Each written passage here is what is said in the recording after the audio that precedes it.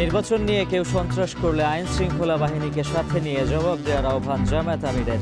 মিথ্যা বলে মানুষকে বিভ্রান্ত করে ভোট চেয়েছে জামায়াত, অভিযোগ মির্জা ফখরুলের।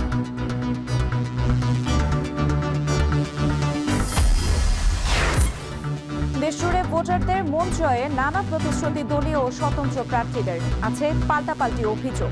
নির্বাচনী প্রচারে মুখর শহরের অলিগলি থেকে গ্রামগঞ্জ।